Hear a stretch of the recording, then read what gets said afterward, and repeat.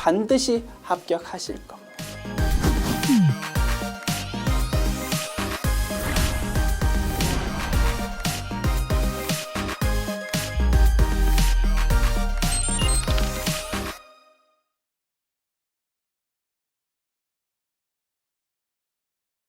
안녕하세요. 전산 세무 2급 제97회 기출문제 이론편 보겠습니다. 문제 1번. 다음 중 매출채권의 대손충당금을 과소 설정한 것이 재무제표에 미치는 영향으로 옳지 않은 것은 이렇게 출제되었습니다. 매우 자주 출제되는 유형이다. 그지요? 분계가 이렇게 좀 엉터리로 회계 처리되었습니다. 재무제표에 미치는 영향은 무엇일까요? 라고 자주 물어봅니다. 이러한 스타일의 문제 푸는 거 어떤 순서로 푸는지 좀 디테일하게 분석해 가면서 풀이해 볼게요. 먼저 분계 내용을 파악해야 되는 겁니다. 매출채권의 대손충당금을 추가 설정하는 분계 어떻게 됩니까? 판관비에 해당하는 대손상각비를 차변에 기록하고 대변에 대손충당금이라는 자산의 차감 항목을 대변에 기록합니다. 거래요소 결합관계 봅시다. 차변의 대손상각비, 비용의 증가. 대변의 대손충당금. 대손충당금은 자산의 차감 계정 과목이다 보니까 자산과 그 위치가 정반대다. 그지? 즉 부채하고 위치가 동일하더라. 나의 자리는 오른쪽이고 증가하면 오른쪽, 감소하면 왼쪽으로 회계 처리되는 거다. 그래서 자산 차감 계정 과목인 대손충당금이 대변에 기록되었다고 자산 차감 계정 과목인 대손충당금이 증가된 거를 의미했다 이겁니다. 자, 이제 거래요소 결합관계 분석하는 겁니다. 자산 차감 계정이 증가했다라는 말은 자산 총액으로 보면 무엇입니까? 자산 총액이 감소한 거다 이겁니다. 또는 이렇게 생각해도 되겠지요. 자산과 관련되어 있는 계정 과목인데 그게 대변으로 기록되어 있으니까 자산 총액으로 보면 자산은 원래 나의 자리 왼쪽이잖아. 그러니까 자산 총액으로 보면 그게 감소한 거구나. 그렇게 이해하셔도 되겠다. 그죠? 구체적으로 따져보면 자산 차감 항목이 증가한 거니까 자산 총액이 감소하는 거다. 자산 감소다 이겁니다. 됐죠? 자, 이제 이러한 거래요소 결합관계로 분석되는 분계가 누락이 되었다 이겁니다. 과소 설정되었다 이겁니다. 이렇게 100만 원으로 회계 처리해야 되는 거를 예를 들어서 5만 원이라는 아주 작은 금액으로 회계 처리하는 바람에 과소 설정되었다. 됐죠? 이렇게 분계 상황을 파악하는 것이 1단계. 2단계는요. 거래요소 결합관계 가지고 이제 어떤 영향이 있는지를 분석하는 겁니다. 비용이 증가되어야 되는데 증가가 아예 안 되었거나 아주 조금만 되었다 이겁니다. 그러면 비용이 과소 계상된다 이겁니다. 그 다음에 자산이 엄청 크게 감소되어야 되는데 조금만 감소했습니다. 그러면 자산 총액으로 볼 때 자산이 과대 계상된다 이겁니다. 말 됩니까? 이렇게 분계에 사용된 거래요소 결합관계를 파악하는 게 2단계. 3단계 당기순이익 영향을 파악합니다. 자, 수익은 전혀 등장하지 않았어. 비용이 작아졌습니다. 그러면 당기순이익은 증가하겠지, 그지? 당기순이익이 과대 계상된다. 4단계는요. 당기순이익은 그 영향이 고스란히 자본으로 간다. 그지? 기초자본 플러스 당기순이익은 기말자본이 되지 않습니까? 그러면 자본이 과대 계상될 수밖에 없다. 이렇게 4단계. 마지막 5단계는 재무상태표 요소로 분석한 내용이 맞는지 확인하는 것입니다. 자, 자산이 과대 계상되었어. 부채는 등장하지 않았어. 영향이 없어. 자, 왼쪽 합계랑 재무상태표 왼쪽 합계랑 오른쪽 합계는 항상 일치해야 된다. 그지? 왼쪽 자산이 늘어났으니까 일치하려면 왼쪽 오른쪽 일치하려면 지금 부채가 변동 없어. 자본이 증가해야만 일치할 거다 이겁니다. 그래서 자산이 증가하고 자본이 증가해요 라고 분석하는 게 맞구나 라고 이렇게 확인을 할 수 있다 이겁니다. 이게 마지막 5단계. 별거 아니지만 워낙 자주 물어보는 스타일의 문제니까 문제 푸는 순서를 조금 디테일하게 이렇게 나누어서 정리해 보았습니다. 됐죠? 별표 치십시오. 이 분계 자체가 중요한 게 아니야. 이러한 스타일의 문제가 나왔을 때 어떤 방식으로 작업할 것인지 그거를 좀 익숙하게 연습해 두자 이겁니다. 자, 이제 정답 찾읍시다. 옳지 않은 것. 자산이 과대계상되었다. 맞다, 그지? 당기순이익이 과대계상되었다. 맞지요? 이익잉여금이 과대계상되었다. 자, 당기순이익은 자본 항목 중에서 이익잉여금으로 반영된다. 그지? 그래서 우리 분석할 때는 자본이 증가되었다라고 분석했는데 지문으로는 자본 중에서 이익잉여금이 과대계상되었다라고 제시되어 있네요. 맞다, 그죠? 그러면 1, 2, 3번 맞으니까 4번이 틀린 지문일 겁니다. 정답 4번. 비용은 과소계상인데, 그지? 과대계상이라고 나와 있으니까 4번이 틀린 것이다. 됐지요?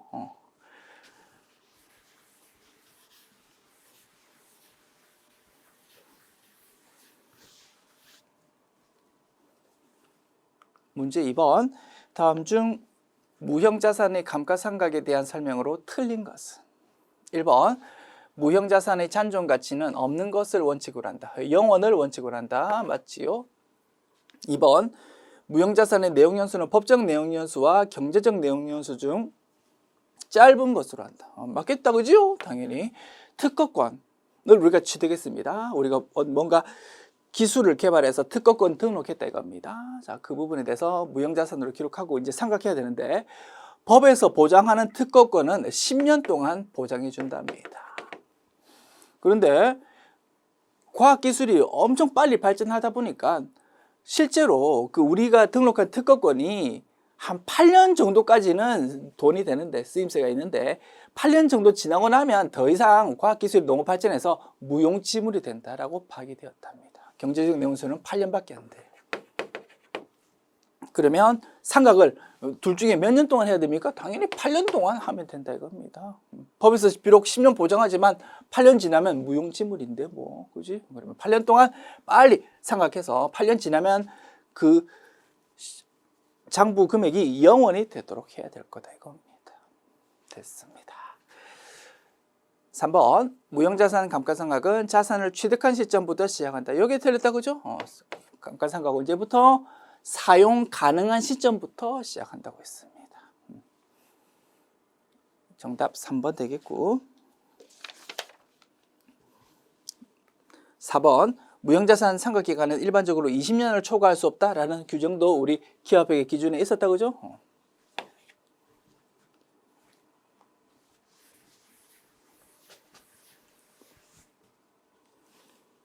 문제 3번.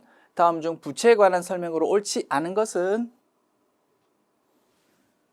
1번. 부채는 과거의 거래나 사건의 결과로 현재 기업 실체가 부담하고 있고 미래의 자원의 유출 또는 사용이 예상되는 의무이다. 부채가 뭡니까? 은행에서 빌린 돈, 남한테 진 빚이다, 그죠? 그거를 이론적으로 풀어서 쓰면 이렇게 분석된답니다.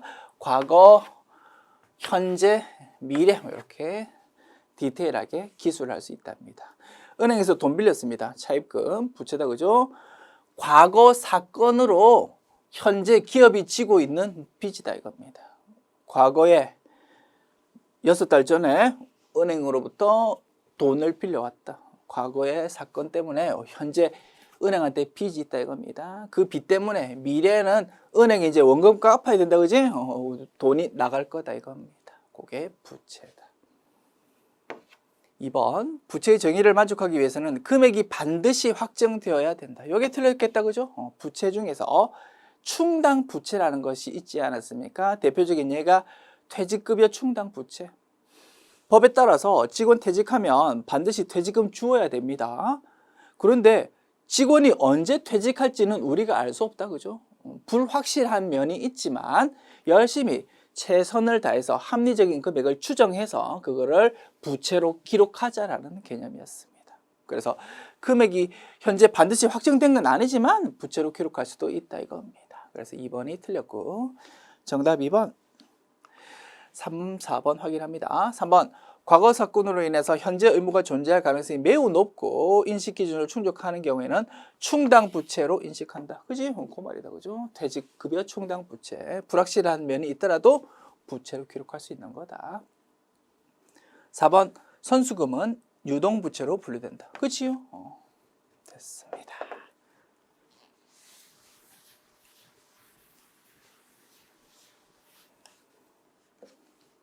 문제 4번.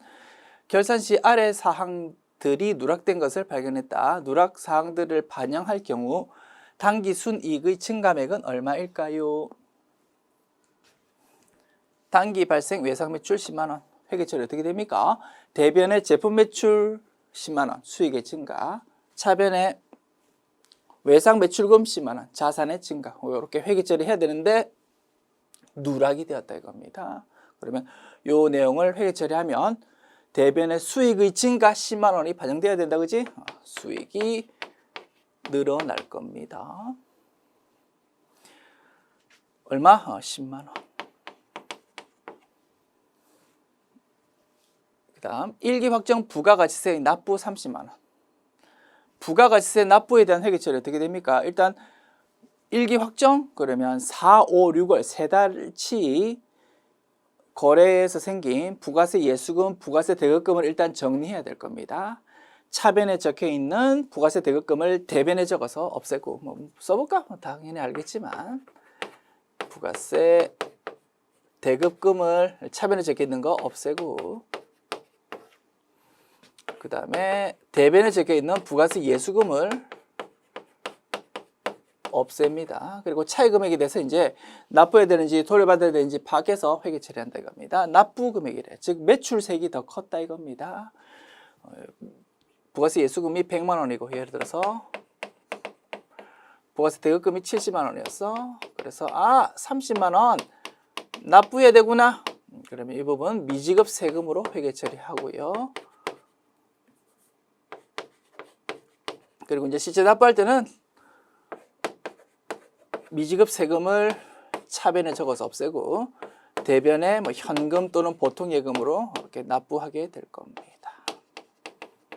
됐죠? 이렇게 돌아가고 뭐 A라는 요 분계가 누락되었는지 요 분계랑 전부 다 누락되었는지는 좀 명확하지 않지만 어쨌든 간에 요 모든 분계들 내용 중에서 수익 비용이 등장한다 안 한다? 안 한다 이겁니다. 부가가치세는 간접세니까. 그래서 이 부분은 누락된 거 추가 반영하더라도 수익 비용은 영향이 전혀 없다가 결론입니다. 그래서 정답은 당기순이익의 증가액은 수익 10만 원이 늘어나니까 당기순이익이 10만 원 증가합니다가 정답이 되겠습니다. 정답 1번. 됐지요?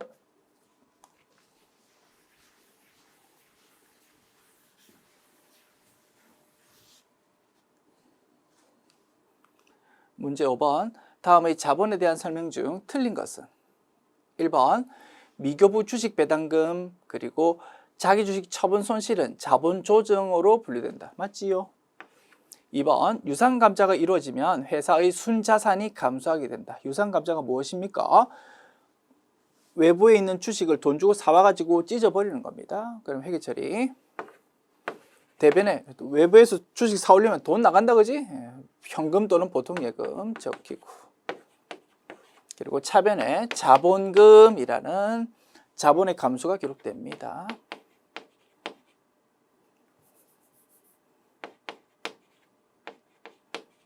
그리고 둘 금액 차이에 따라서 감자 차익 또는 감자 차손을 기록한다 이겁니다. 이게 유상 감자다 그죠? 자본금이 감소하는 것을 감자라고 부르고 유상은 돈을 주고 이런 거래가 발생했다 이겁니다. 돈을 주었다고요? 자산이 감소한다 이겁니다. 순자산이 감소할 수밖에 없어. 3번. 신주 발행비는 주식의 발행과 직접 관련하여 발생하는 비용으로서 영업의 비용으로 처리한다. 주식 발행하는 과정에서 짜잘하게 수수료, 뭐 인쇄비 이런 거 생긴다, 그지? 그런 거를 신주 발행비라고 부르고, 신주 발행비가 생기면 어떻게 됩니까? 주식 발행을 통해서 들어오는 돈, 즉 발행 금액이 작아진다 이겁니다. 그러면 그 부분은 회계 처리가 어떻게 됩니까? 주식 발행 초과금이 좀 작아진다든가 주식 할인 발행 차금이 좀 증가하다든가 그렇게 영향이 생기고 절대로 수익 비용에는 반영이 안 된다 이겁니다. 그렇죠? 그런데 영업의 비용이라는 비용으로 회계 처리한다고 했으니까 틀렸다 이겁니다. 핵심은 이겁니다. 우리가 재무에게 자본 단원에서 여러 가지 회계 처리했지만 돌이켜 생각해 보면 그러한 주주와의 자본 거래에서는 수익 비용이 등장했다 안 했다? 안 했다 이겁니다. 회계에서는 이렇게 생각합니다. 영업 활동을 통해서 창출된 수익 비용은 당기 순이익으로 표시되어서 그거는 자본 중에서 이익잉여금으로 반영돼야 된다. 그리고 혹시라도 주주와의 자본 거래에서 이익 성격이 생긴다 그렇다 하더라도 그거는 절대로 수익 비용은 반영시키면 안 되고 그거는 잉여금일 때 이익잉여금 아니고 자본잉여금이라는 별도 항목으로 표시되어야 된다라고 본다 이겁니다. 그래서 우리 재무회계 초반부에 공부할 때 재무상태표 작성 기준 중에서 잉여금 구분의 원칙이라는 그런 작성 기준을 공부한 적이 있을 겁니다. 그 의미입니다. 잉여금 있을 때 영업활동으로 생긴 거는 수익 비용을 거쳐가지고 이익잉여금으로 반영돼야 되고 자본거래에서는 혹시 이익 성격이 있어도 절대 이익잉여금 아니고 자본잉여금으로 표시돼야 된다는 게 이론적으로 굉장히 중요했었다 이겁니다. 이제 여러분들이 진도를 모두 끝내고 재무회계에 대해서 어느 정도 조금 익숙해진 것 같아서 조금 학문적으로 조금 심도가 있는 내용이지만 한번 여러분께 소개하여 드렸습니다. 일이 있다고 느껴지십니까? 잉여금 구분이 그렇게 되는 거구나. 됐습니다. 4번 자본은 자본금, 자본잉여금, 자본조정, 기타 포괄손익 누계액, 이익잉여금으로 구성되어 있다. 맞다 그지요? 정답은 3번.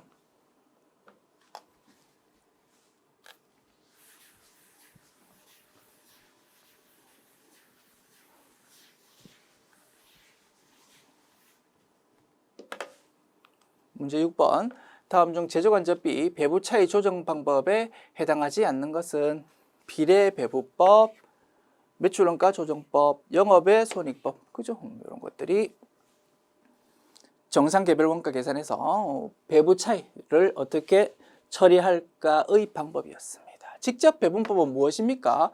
보조 부문, 서포트 부문의 원가를 실제 제조하는 제조 부문으로 옮길 때의 방법이었습니다. 보조 부문, 서포트 부문 간에 서로 주고받는 것을 어떻게 처리할까에 따라서 직접 배분법, 단계 배분법, 상호 배분법으로 나누었었다 이겁니다. 그때 등장하는 내용이다. 그죠? 그래서 지금 보이는 배부 차이 조정하고는 관계없으니까 정답 2번이 되겠다.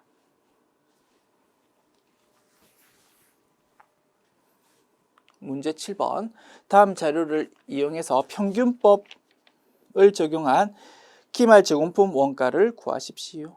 종합원가 계산인데 그 중에서 평균법이다 그죠? 조금 쉽게 출제되었네요. 평균법은 기초 제공품의 기완성도 50%가 있지만 이거는 무시한다 이겁니다. 전부 다 올해 새롭게 작업을 시작했다라고 가정해서 계산하는 방법이었습니다. 자, 제공품 물량 흐름 파악합시다. 기초 제공품 500개 착수한 것이 몇 개 있을 거고 완성된 게 1200개 기말 제공품 400개 그러면 토탈 1600개고 착수된 거는 굳이 뭐 분석해 본다면 문제 푸는 데는 전혀 상관없지만 그지 1100개가 있구나 이렇게 뭐 분석해 보았습니다. 자, 파이프라인이 있습니다. 자, 기초 제공품의 완성도가 있지만 그거는 무시해 버린다. 무시. 그리고 자 그러면 1200개가 전부 다 올해 새롭게 시작해서 완성되었다라고 본다 이겁니다. 400개는 올해 처음 시작했는데 완성도가 50%랍니다. 50%에서 멈추었다. 됐죠?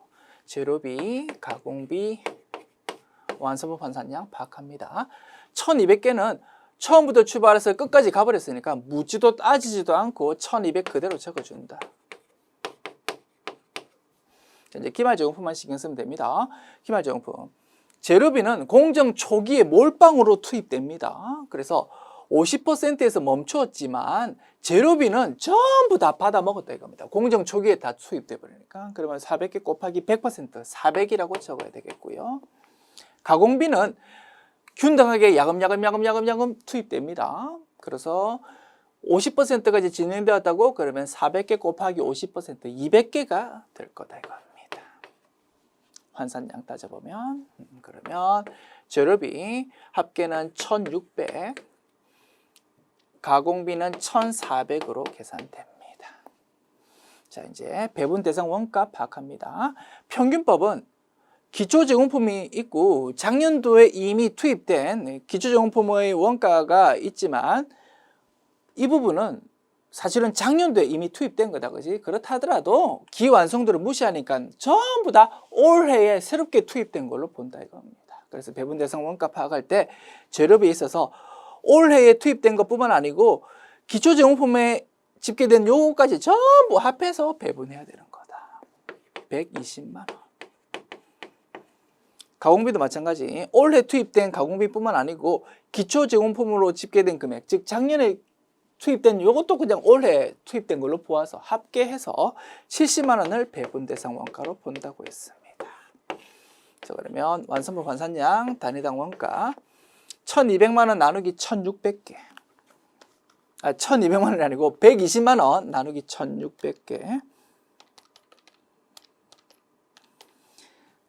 750. 그 다음에 70만 원 나누기 1400개 하면 500원 이렇게 계산됩니다. 자, 구하려고 하는 게 뭡니까? 뭘 구하라고? 기말 제공품 원가를 구하라고. 기말 제공품 요게 환산량이었다, 그죠? 그러면 750 곱하기 400 플러스 500 곱하기 200, 그죠? 그렇게 더하면 계산될 겁니다. 750 곱하기 400 하면은 30만 원. 그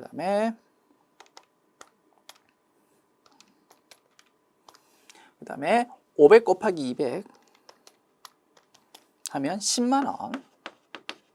그죠? 그러면 합하면 그죠? 40만 원이 되겠습니다. 정답은 1번 되겠다. 됐죠? 그래서 종합원가 계산 중에서 평균법으로 출제되는데 일반적으로는 완성품 환산량 구하십시오. 뭐 그렇게 출제가 많이 되었는데 그거를 조금 변형해서 끝까지 계산 절차 진행해서 기말제공품 금액을 구하는 걸로 출제가 되었다 이겁니다. 됐죠?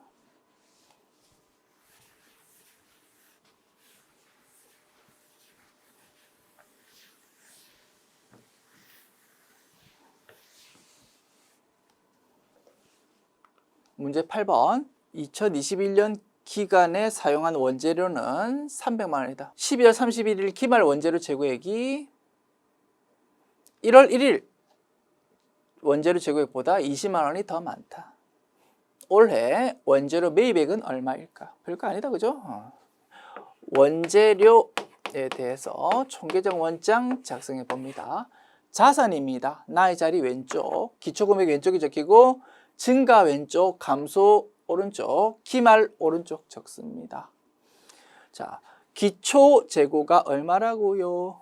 자, 기말 재고가 기초 재고보다 20만 원 더 많다라고 가정치 자료가 나와 있네요. 그럼 이렇게 적으면 되겠지요. 기초 재고는 0이야. 기말 재고는 20만 원이야. 뭐 이렇게 분석할 수 있을 겁니다. 그 다음 이번에 구입한 거를 계산해야 된다, 그지요? 그리고 사용한 원재료, 즉 생산 활동에 투입된 재료비는 얼마라고? 300만 원이라고. 됐습니다. 네모 금액 구해 봅시다. 오른쪽 합계가 320만 원이니까 왼쪽 합계도 320만 원 되어야 되고, 그러면 네모 금액이 얼마라고? 320만 원 될 거라고. 정답은 3번 되겠습니다. 줍니다.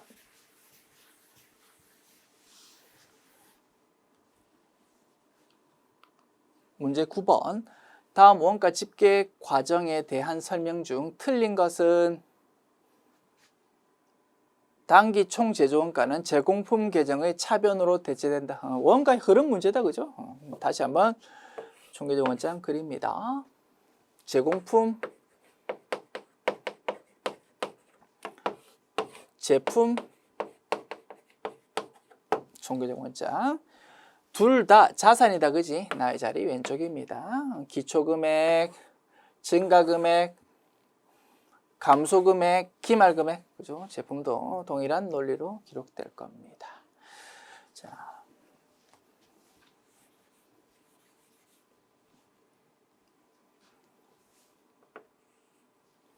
그럼 어차피 이거 풀어야 되니까 하나씩 채워볼까? 기초, 기말, 기초, 기말 이렇게 적히고, 여기 적히는 게 뭡니까? 단기 총 제조원가. 생산 활동에 투입된 모든 원가를 합한다 이겁니다. 재료비 사용액, 노무비, 제조간접비, 제조 경비, 그죠? 그런 투입된 모든 원가를 다 합산하는 겁니다. 재료비, 노무비, 제조 경비라는 모든 투입된 원가를 합하는 거고, 여기 들어온 건 뭡니까?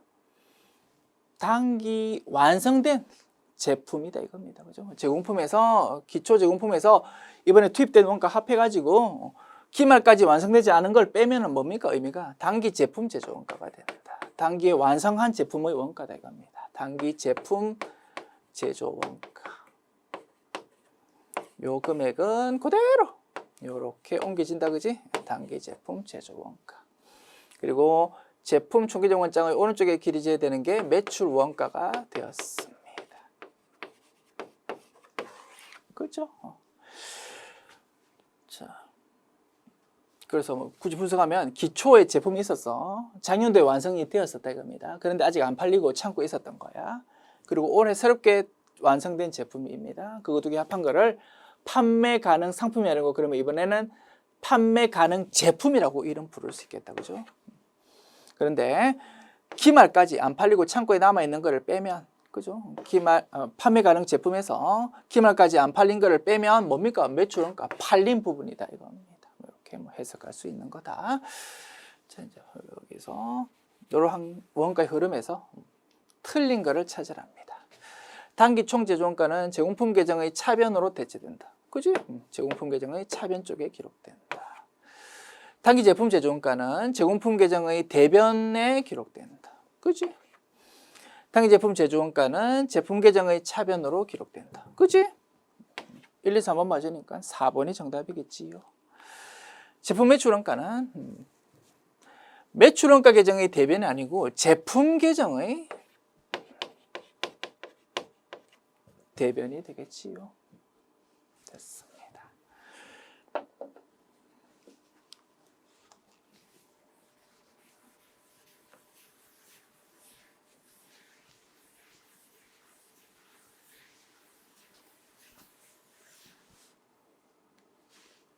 문제 10번. 다음 제조원가에 대한 설명 중 틀린 것은 1번. 직접 재료비와 직접 노무비의 합은 기본원가 또는 기초원가라고 부른다. 그지요? 2번. 직접 노무비랑 제조간접비 합한 거를 가공원가 또는 전환원가라고 부른다. 맞습니다. 3번. 제조원가는 직접 재료비, 직접 노무비, 제조간접비로 구분된다. 그지요?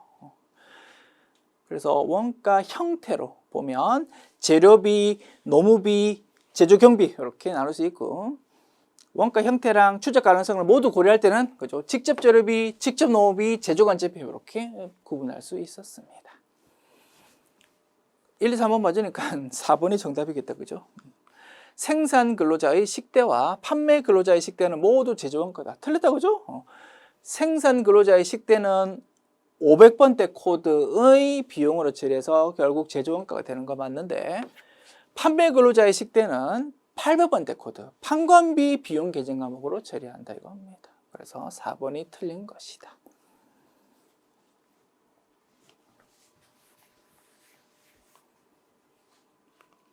문제 11번 봅시다.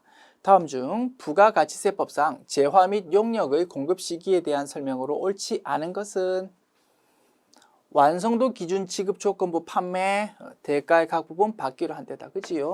워낙 중요하다고 했습니다. 회계랑 조금 다른 면이 있다 보니까. 그 다음 2번 폐업 시 잔존재화 폐업할 때가 공급 시기. 3번 내국 물품 외국 반출 직접 수출하는 걸 말한다. 언제가 공급 시기라고? 선적일이 공급 시기라고. 워낙 중요하다고 했습니다. 그죠? 그게 수출재와 공급가액 확정되는 때라고 나와 있다고. 그죠? 틀렸습니다. 정답 3번. 반환 조건부 판매. 조건부 판매니까 그 조건이 성취되었을 때다. 그죠? 조건이 성취되거나 기한이 지나 판매가 확정되는 때.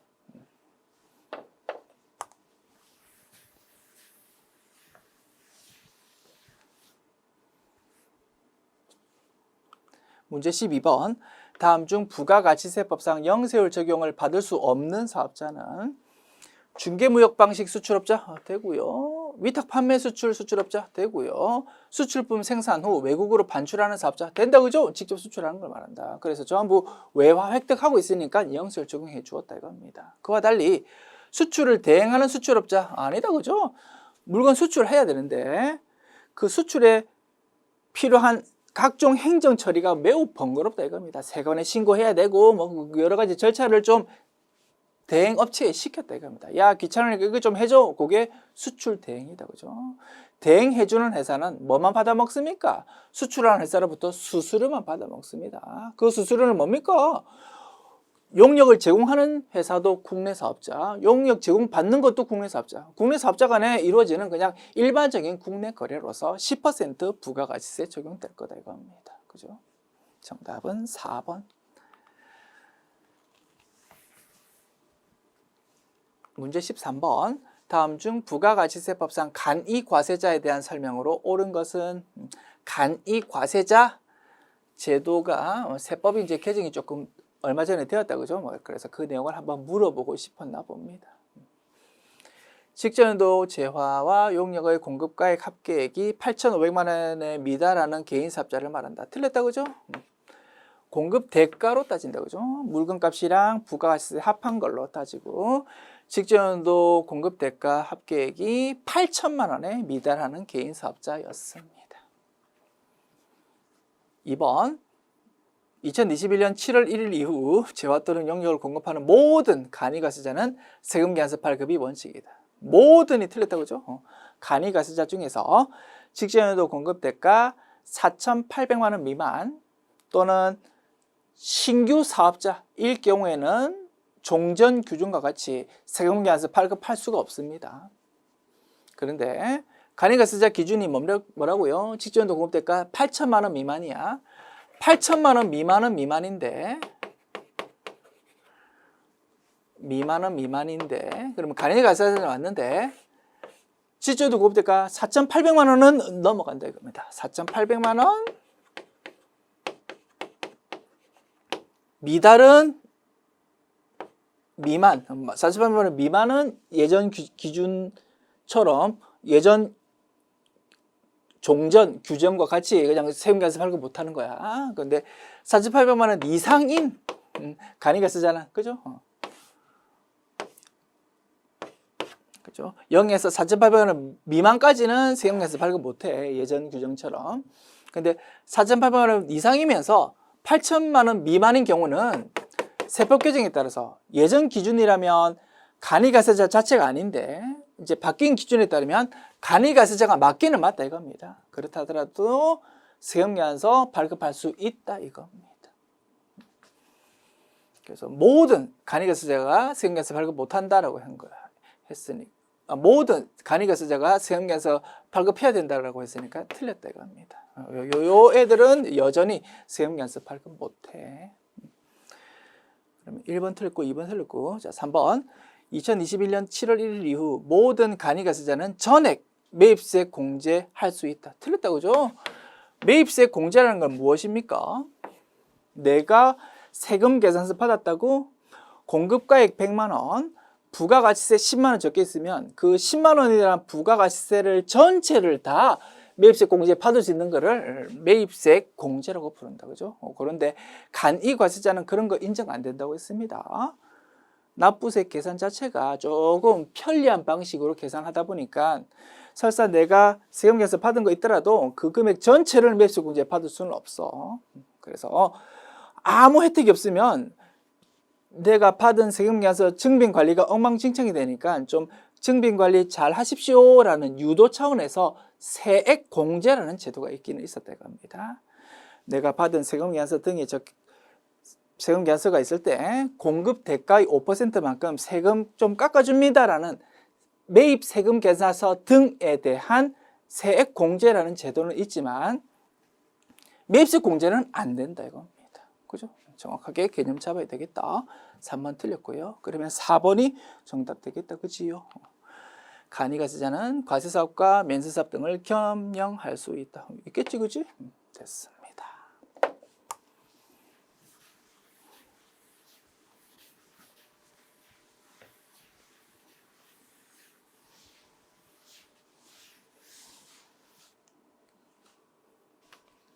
문제 14번 봅시다.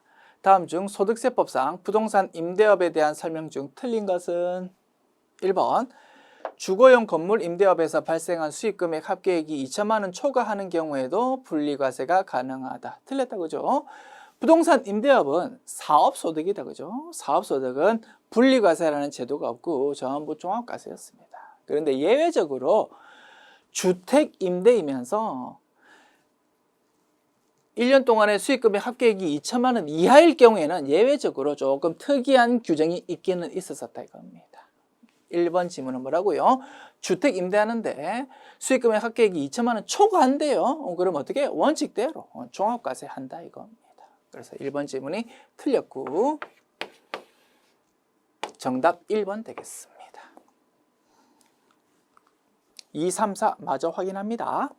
2번 1주택 소유자가 한 개의 주택을 임대하고 있는 경우 주택의 임대보증금에 대한 간주 임대료 계산을 하지 않는다.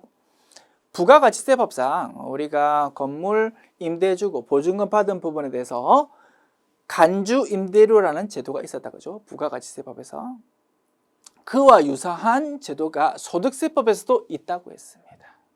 다만 소득세법에 있는 간주 임대료 규정은 그 적용 요건이 매우 제한적이었다. 그지? 그래서 주택 임대했을 때 3주택 이상인 경우에만 그 제도가 적용된다고 했습니다.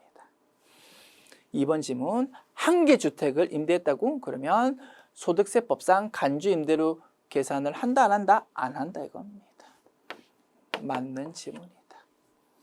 3번, 주거용 건물 임대업에서 발생한 수익금액 합계액이 2천만 원 이하일 경우에는 그죠? 주택 임대면서 수익금액 합계액이 2천만 원 이하일 경우에는 아주 좀 예외적으로 그죠? 다른 종합소득 과세표준하고 합산하지 말고 그 부분에 대해서 법에서 정해져 있는 별도 세율 적용한 거랑 일반적인 종합과세 적용한 거랑 두 개 비교해서 둘 중에 작은 걸로 세금 낼 수 있는 특례가 있었다 이겁니다. 그런 부분에 대해서 우리는 소규모 주택임대소득이라고 정리했고 그 부분을 세법에서는 좀 엉터리 이름 분리과세 대상 임대소득 뭐 이런 식으로 이름을 붙여서 조금 혼란스러운 면이 있다라고 말씀드렸었다고 합니다. 그죠? 그 내용입니다. 2천만 원 이하일 때는 좀 특례가 적용될 수 있고 그 부분을 분리과세 주택 임대소득이라고 부르는 바람에 지문에서도 분리과세를 선택할 수 있다라고 이렇게 제시가 되었다 이겁니다. 사실은 적절치 않은 용어입니다. 이름을 물론 분리과세 주택 임대소득이라고 세법에서 붙여서 뭐 할 말은 없지만 세법 어느 조문을 보더라도 분리과세 할 수 있다라고 명시는 하지 않고 있습니다. 이론적으로 조금 이상한 용어거든요. 그래서 세법에서는 사실은 이렇게 용어 규정하고 있습니다. 직접 필기해 드릴게요. 이 부분 세법에서는 어떻게 규정하고 있다고 했습니까? 종합소득 과세 표준에 합산하지 않는다라고 딱 규정하고 있다 이겁니다. 종합소득 과세 표준에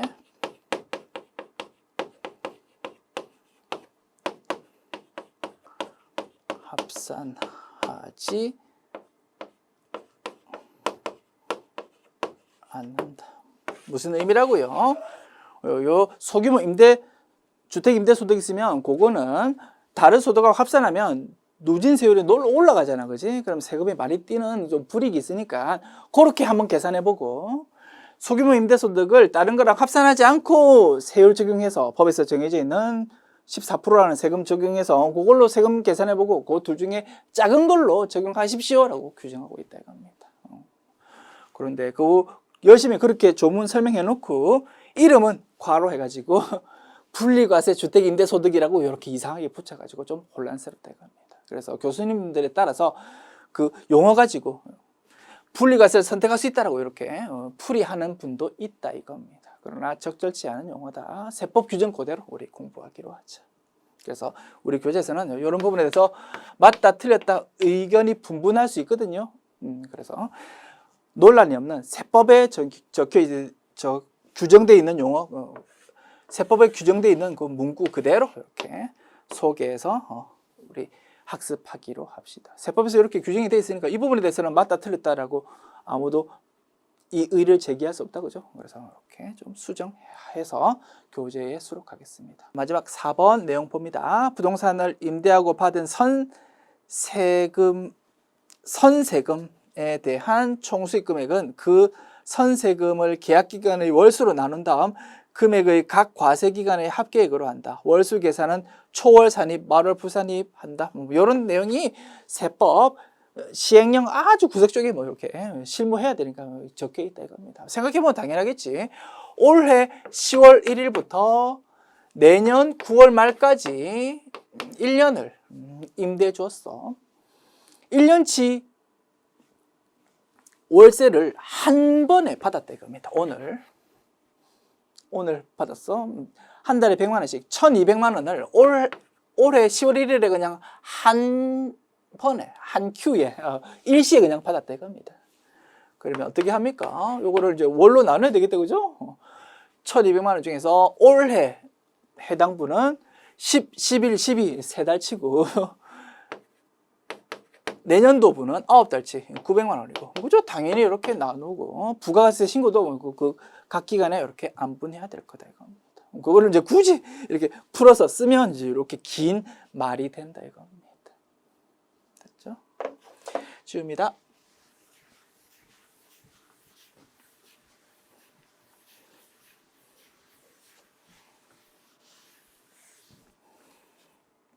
하나만 더 잔소리. 선세금 월세를 미리 받았다라는 의미입니다. 그걸 한자로 표현하니까 선세금이라는 좀 요상한 용어가 되었네요.